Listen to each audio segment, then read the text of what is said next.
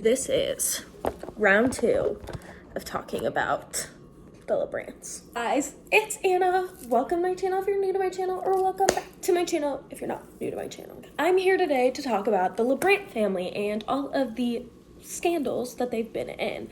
I have filmed this, but somehow my phone decided to delete all the footage. So today we're going to talk about everything leading up to the Labrants' current documentary that we're going to call The A Word. If you need any keywords, they'll be in the comments. The thing is, YouTube doesn't like to monetize certain words, so we're just going to be very careful with our language today. I have a list right here breaking everything down, so if I look in this direction, that's what it's about. This is a very researched video, but it's going to be a more casual setting with all the pictures and evidence, of course, popping up on the screen like you see it. So let's get right into it. Before I get started, don't forget to subscribe, comment, leave a like. It helps me out as a creator so much more than you could imagine. And don't forget to follow my new Instagram because the old one is currently being held on by Facebook and Instagram, so hopefully they'll fix that. I also have a Depop that I post new things on weekly, and it's for me personally, so you definitely should check that out. Everything is Anna Reports News. Let's get into it. I forgot to add, if you didn't know, my Instagram recently got taken down, and it's Anna Reports News with 2 S's now instead of 1, and I'm really trying hard to get it back. But until then, if you could go follow me on there and comment a purple heart on my new post, I would really, really appreciate it, and I will try and DM as many of you as I can. So, I love you guys so much. I hope you like the video. Here's my computer, my baby, my world. Hi, let's talk about things. Labrant family. Who are they? Where were they? Where did they come from? A lot of things that I've researched, I actually have no idea about. So the father is Cole Labrant. So Cole Labrant was born and raised in Troy, Alabama. It's a city I've actually never heard of, but Alabama is a state I've heard of, so I'm not surprised. He was born with 1 sister and 4 brothers and was born in the year 1996. Started his career kind of in a similar way to many creators, which was Vine. He began posting on Vine and did it with 2 friends, Baylor Barnes and John Stephen Grice, and they called themselves Dem White Boys.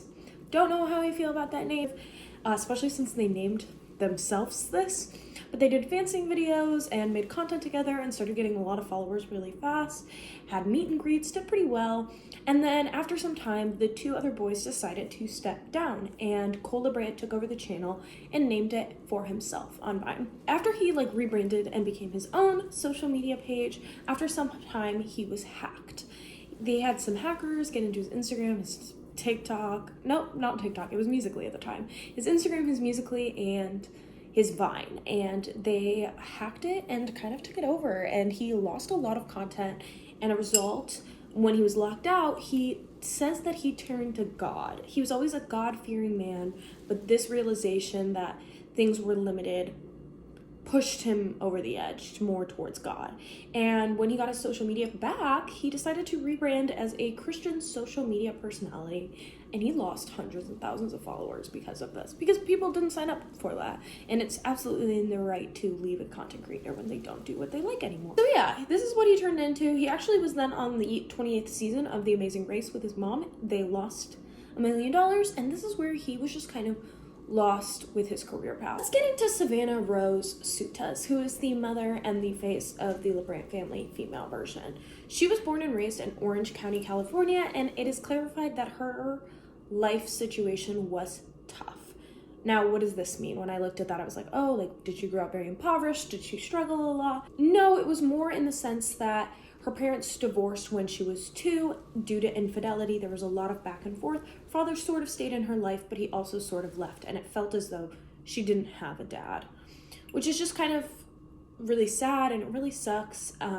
And she even says as a result of this, she kind of turned to bad things, and one of those bad things was the relationship she had with Tommy. Tommy Smith is actually the father of Everly. I had no idea. I thought Cole was the father of all 3 girls. No, he is the father of the oldest, Everly, and at 19 years old, Savannah Rose became pregnant. This is kind of important, remember this? She was in college and she was really struggling with the situation, didn't know what to do. Tommy had been cheating on her a lot, allegedly, been in and out of their lives. I don't fully believe that he was fully out of their lives. I don't know if I believe it or not, just because there are many images of him with Everly fully in her life, different outfits, different dates, and it's not just like on holidays. It seemed as though he was consistently in her life. She claims that he's not really in their life. He still has custody of Everly, by the way. He is still involved in her life.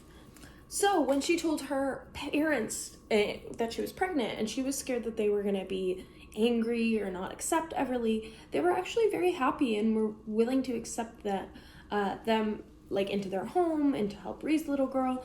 And on December 14th of 2012, Everly was born, and at this point Tommy had allegedly been cheating in and out, and this is where she says that she started to turn to God. She then also started posting pictures on social media of her and Everly like getting cute and like modeling, and it's very interesting. They gained followers very, very fast, especially on Musical.ly. And their father is still in the picture. Everly's father is still in the picture. Now let's talk about the family, how they came to be, how did they become a YouTube family sensation.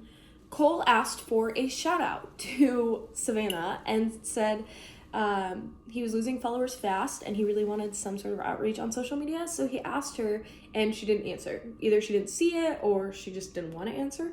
And a couple months later, they actually saw each other at the mall. Savannah was 23 at the time, and Cole was 19. The article I read, which I have linked down below, I've linked down a few sources below, said he was a teenager. So I got really worried. I was like, how old was he? Like 18, 17, and she was 23, like slightly weird. No, he was 19, and they're only 3 years apart. It's still sort of a weird relationship because it's like someone who's graduated from college versus someone who's like going into their first year of college, but it's socially acceptable more than other age differences. They started dating, and a year after dating, Cole moved in, and in 2017, Cole proposed, and 6 months later, they were married, which is a very fast turnaround for an engagement, to be completely honest. They filmed together, and this is where their content began. Now we want to talk about some of the controversies that they've been in now that you know the family. Everly is the oldest daughter. She is around 9 years old right now, and she's always been in the limelight, and then the two other girls have not been as much in the limelight. Posey and Zealand Labrant, and they have also been in the social media limelight a lot. We're going to talk about Everly first, though. So in 2019, they played a prank on Everly on their social media channel where they were convincing her that they had to give away the family dog because they couldn't handle it anymore.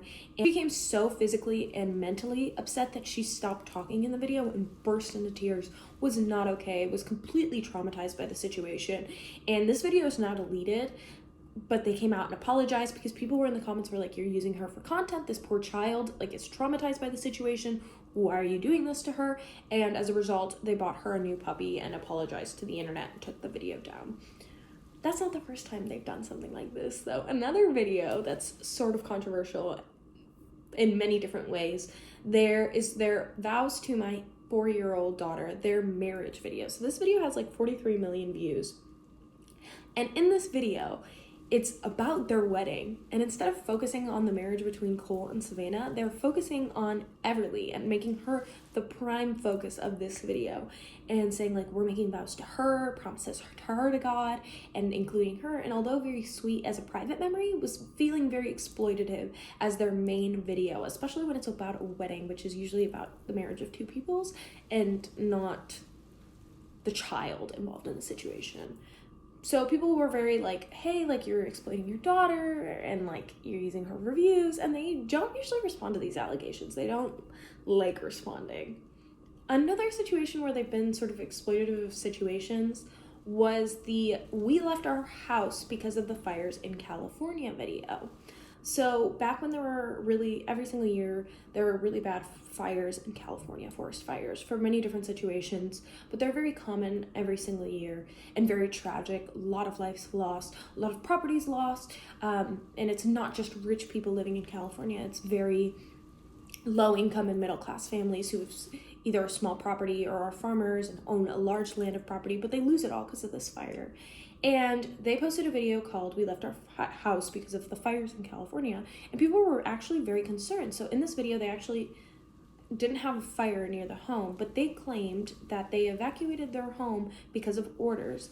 And some neighbors actually came out and said that they didn't have any orders, the smoke wasn't near their house, and they were exaggerating for views and likes and comments on their video and trying to gain views, which is super frustrating and super exploitative. She was diagnosed with cancer, period, and it had like documentary at the end of it.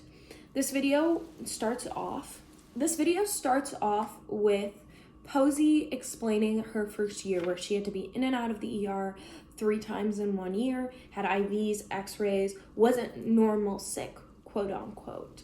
The word cancer comes up, and Cole talks about his anxiety, his fueled concern, and Savannah talks about supporting him through all of this, and they talk about scans, and 6 minutes in is when they finally tell you, Posey doesn't have it, she isn't even sick. And you're just like so confused. And then they go into talking about how this is how other parents feel when they have cancer, and this is how their emotions are going through, and how they're praying over kids with cancer, and they're donating a certain amount of ad revenue to cancer organizations. And that's it.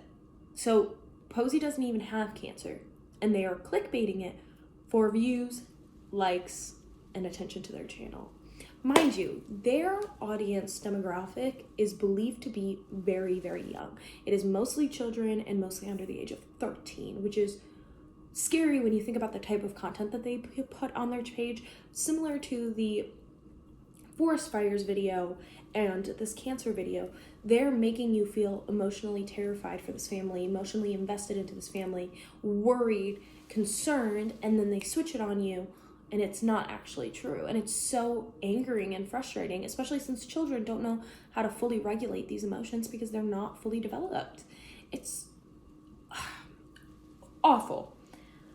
So another situation that was just angering for fans was the time they looked back into Cole's past and found out that he had done a whole thing to get Selena Gomez to go to prom with him. A promposal video that was elaborate, over the top. And it actually did really well. It reached Paris Hilton, it reached Ryan Reynolds, it reached a lot of people, and it actually reached Selena Gomez's team, and at the time she was dating Zed and working on an album with him, so she reached out to him and said he couldn't go. But he edited a picture to make it look like she went and convinced people he knew that she went. And it's just so weird and just like off-putting just because she said no. There are many tweets that have been brought to the public's attention from both Cole and Savannah, and they're absolutely awful. They use this on the excuse of religion, and it's just gross how much they've tweeted so badly. So I already talked about the wedding night tweet, but there's also tweets anti-porn, which, again, he's not a therapist, a psychologist, or nor anyone that can diagnose people on this. There are tweets Trump and supporting Trump, and those are all on the screen now. And then there's the tweet about his daughters, which I couldn't find, but it was circulating around the internet, and I remember seeing it, where if any of his daughters were raped and didn't want the child, he would raise it on its own. I don't even have to explain to you why that's horrible, but it's just gross to not support women's choice in what they would like to do on their own, and it's very frustrating to see that a big creator is outwardly supporting these things. So he also partied during the pandemic, at the height of the pandemic, and never addressed it, and also had a video in which they really sexualized their infant and were like, we're already meeting her husband. And it's so frustrating because these are the same people that would say, well, we don't want to see you kissing a man if you were a man outside, like you are sexualizing yourself, and then do this kind of thing with their children. So it's just the double standards. You're uncomfortable with LGBTQ plus couples, but in reality, you're doing these kinds of things. It's just, in my opinion, very gross. Lastly, in one of their recent videos, they decided to state that they would be pulling Everly out of school and homeschooling her. Mind you, this is a 9-year-old. Even if she says she wants to be homeschooled, she has no idea what's best for her own needs. And the reason that they're doing this, they state, is so that they could have a second set of hands for when the baby comes. Disgusting. Absolutely gross. So now let's get into the big one. Oh, lastly, I actually forgot about something. So when he was on Twitter, Cole, once, he posted of a video of his daughter and his cousin, who is a little black girl, playing around in the swing sets and just having fun. And one of the little like scenes is this girl's name's Peanut, on her hands or knees, and I believe Everly stands on her back to jump onto the swing because they were both very short and couldn't reach it. And he decided to post this video stating, "This is my adopted cousin Peanut helping girls get off and back on the swings. It's how children should play." And on his own, although a very innocent video, just adds this extra gross connotation because this is a small black child and you are stating this is how kids should play. Gross. Gross. So now we're going to get into the thing that everyone wants to talk about most, which is their new documentary, The A Word.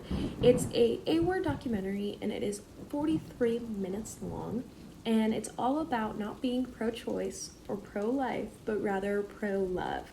No, they don't support women's choice to ruse. They want a choice to choose, but rather want to convince women that there are other ways to take care of a child if you don't want to have a child, and not to have an A-word. And then they spend the rest of these 43-minute long video with two medical professionals who are traumatizing and talk about late-term A-words, which is the smallest percentage of A-words, and most of the time are only done to save a woman's life. It is not commonly done. So they are super traumatizing with those descriptions. And even the doctor at one point says, well, we can get them a woman a C-section and she'll most likely be okay. It's not as simple as that, and the reason he is downplaying it is to kind of propaganda you into thinking that A-word is almost never necessary and it's just awful. And these are probably two doctors that turned around and said that they wanted to change their life because they turned to God or whatever and don't support it anymore. But that doesn't mean you can take away the right for a woman to choose. They don't bring in any other doctors. They don't have any other research from the other side or people that do support it. And it, again, is super graphic describing it. I watched that video and I was horrified, so I had to do more research. Imagine the children that don't do that. Imagine the children who are not educated enough on the subject to realize that these doctors are being sort of manipulative and performative with their words. And that's what's absolutely disgusting, because remember, they have a small and young audience who feel like they know these kids that want to be there in their family. And they're like, well, these are their beliefs. I have to listen to them. And it's gross. They stated that they donated all of their ad revenue to pregnancy clinics. And even in the video, they're like, we don't want to illegalize A-word. They just want to support women. Now, the reason why the video upset a lot of other people, other than that, like, it's clearly a documentary that is biased in their direction and slightly misinformative and just very performative and propaganda-y, was in the first couple minutes of the video, they start by showing worldwide tragedies like the Holocaust, Rwandan genocide, and a few others, and they put the death count toll on the screen. They don't describe what happened in these events and how absolutely horrible they were for the past and currently for the future, but they then at the end put A-word and death total, which is an accurate number, by the way. Like, we don't know where they got that number because they didn't cite any sources anywhere in this video, and they want to do that to get an emotional invocation out of you, and it's just so infuriating. Everything that this family does is just very infuriating. Not the children, of course, but Cole and Savannah and the way they support each other in this. Also, it's alleged that Cole has shamed Savannah for having sex outside of marriage and that he went to their wedding bed the only virgin. I've heard that through the grapevines. I'm not surprised if they said that. But yeah, that is my whole video on this entire situation. I really love you guys, and thank you guys so much for watching my channel. I hope this video wasn't too long, to the point, and if there's anything like constructive criticism you want to add, go for it. Do that. I love you guys so much. Thank you so much for watching. Don't forget to follow me.